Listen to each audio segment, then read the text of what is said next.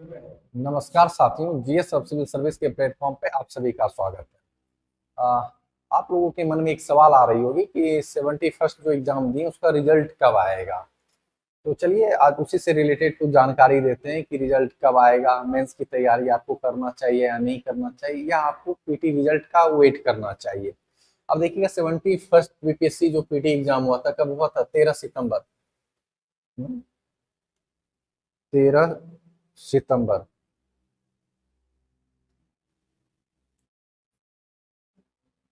13 सितंबर को एग्जाम हुई।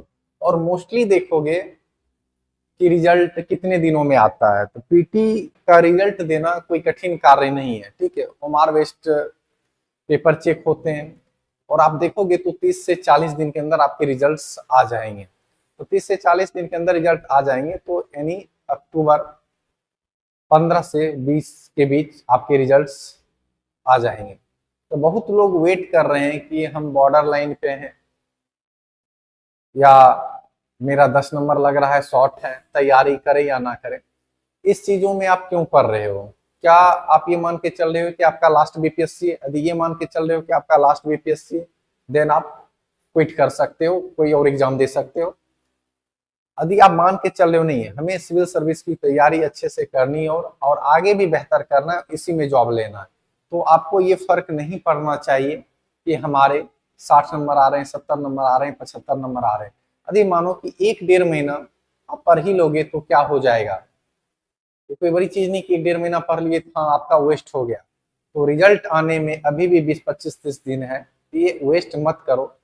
एटलीस्ट आप सिलेबस देखो, प्रीवियस ईयर क्वेश्चन का एनालिसिस करो, और कुछ क्वेश्चन पे आप आंसर राइटिंग लिखने की प्रैक्टिस करो। नहीं तो पता चलेगा कि आप बॉर्डर लाइन पे हो और आपका रिजल्ट आ गया, तो आप फिर अगले 1 महीने इसी सोच में निकाल दोगे कि हमें क्या करना चाहिए, किस अप्रोच के साथ जाना चाहिए। फिर आपको एक चीज का अफसोस होगा, बर्डन होगा कि अब मेरे पास 2 महीने 2.5 महीने बचे हैं। अब आप क्या करोगे? फ्रस्ट्रेट होने लगोगे। फिर आप इधर उधर यूट्यूब पे खोजने लगोगे, क्या मिल जाए रामबाण उपाय, क्या 2 महीने 3 महीने में कर लें। तो ये खेला अपने साथ मत खेलो, सांप सीढ़ी का खेल मत खेलो कि ऊपर गए बार बार पीटी क्वालिफाई कर रहे हैं, गिर के फिर जीरो पे आ रहे हैं। या तो पढ़ो तो अच्छे से पढ़ो, या वरना पढ़ाई छोड़ दो। दो ही विकल्प होना चाहिए, ठीक है ना।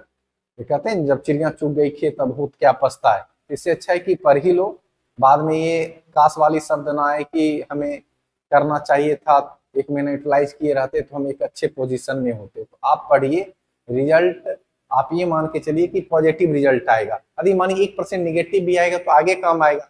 ऐसे भी तो आप बता ही रहे हैं कि 1 साल आप बैठ के पीटी की तैयारी करोगे नहीं, क्वेश्चन का स्टैंडर्ड आपको पता चल गया है, तो एटलीस्ट आपको अभी मेंस के ऊपर फोकस करना चाहिए और सेल्फ स्टडी करो ना। यदि कहीं बैचेज नहीं लिए हो, ठीक है, तो ऐसा थोड़ी कि आपका एग्जाम नहीं निकल सकता है।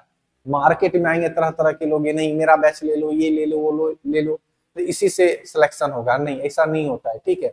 यदि आप ठीक ढंग से सिलेबस देखे हो, प्रीवियस ईयर क्वेश्चंस देखे हो, यदि आपकी समझ अच्छी विकसित है इन दोनों पे, तो आप एग्जाम निकाल सकते हो। ऐसा नहीं है कि हाँ बैच पढ़ेंगे तभी निकलेगा, ठीक है, ऐसा कुछ भी नहीं है। सेल्फ स्टडी करो, टू दी पॉइंट पढ़ो, जो भी टॉपिक पढ़ो, है ना, उस पर लिखने की कोशिश करो। देखो प्रीवियस ईयर क्वेश्चन में जाके क्या उस टॉपिक से क्वेश्चन आए या नहीं, ये सब पे एनालिसिस करोगे तो श्योर आपके एग्जाम निकलेंगे, ठीक है। हाँ, आदि हो सकता है कि मतलब आप मान के चलते हो कि नहीं ठीक है, हमें समझने में दिक्कत आ रही है खुद से, हमें क्लासेस देखनी चाहिए, तो ये आपके ऊपर निर्भर है।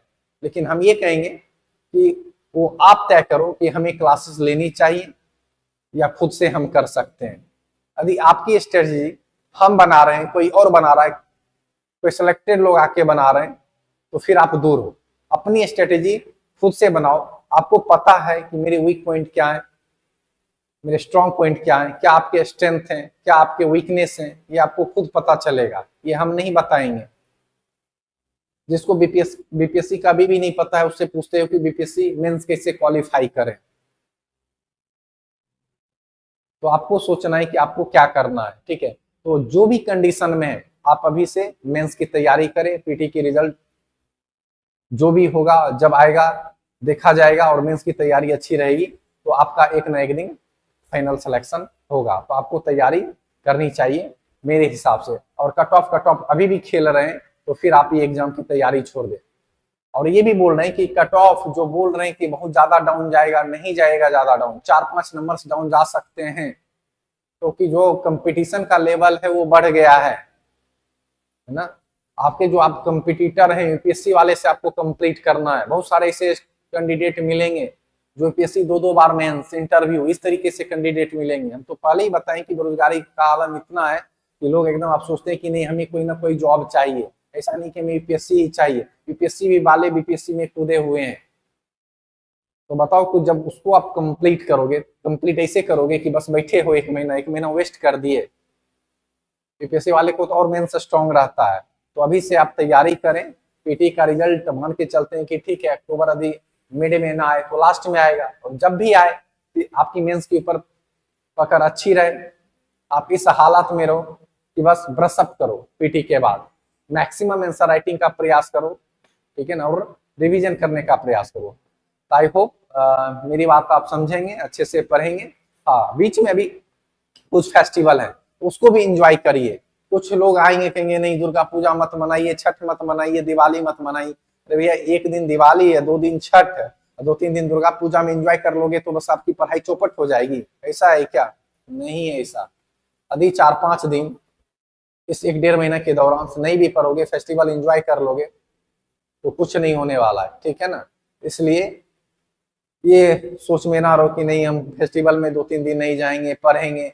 एक बात हम बताते हैं कि यदि आप फेस्टिवल एंजॉय नहीं किए, यदि घर नहीं जा रहे हो तो आपका मन वहीं रहेगा। पढ़ने बैठोगे ना तो आपको लगेगा अरे सब कोई उसमें इन्वॉल्व है, हम क्या कर रहे हैं। इससे अच्छा है कि भाई क्यों डबल स्टैंडर्ड में जीते हो, जाके घूम ही क्यों ना लेंगे, जाके एंजॉय ही क्यों ना कर लेंगे, फैमिली वाले के साथ क्यों ना रह लेंगे, ठीक है।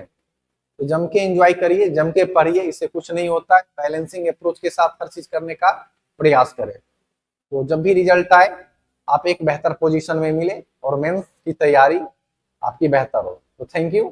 नेक्स्ट वीडियो में हम लोग मिलेंगे। जिस तरीके से हम लोग अभी मेंस की बैचेज लेके चल रहे हैं टू दी पॉइंट्स, ऐसा नहीं है कि क्लास में चुटकुला और गजल कहा जा सकता है। यदि एक क्लासेज हो रही तो एक टॉपिक भी कंप्लीट हो रही है, ठीक है।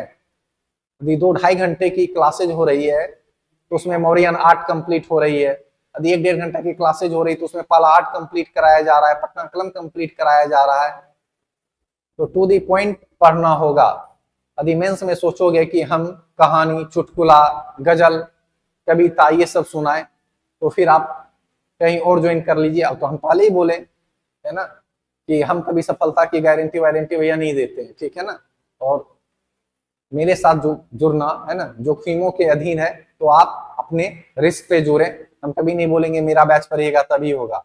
सब चीज वही पढ़ाता है, कोई अच्छे से समझाता है, कोई खुद अच्छे से समझ लेता है, फर्क इतना है।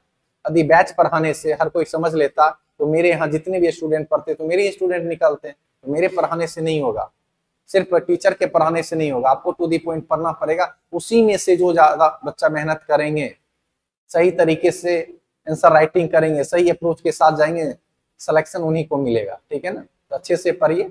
All the best, thank you.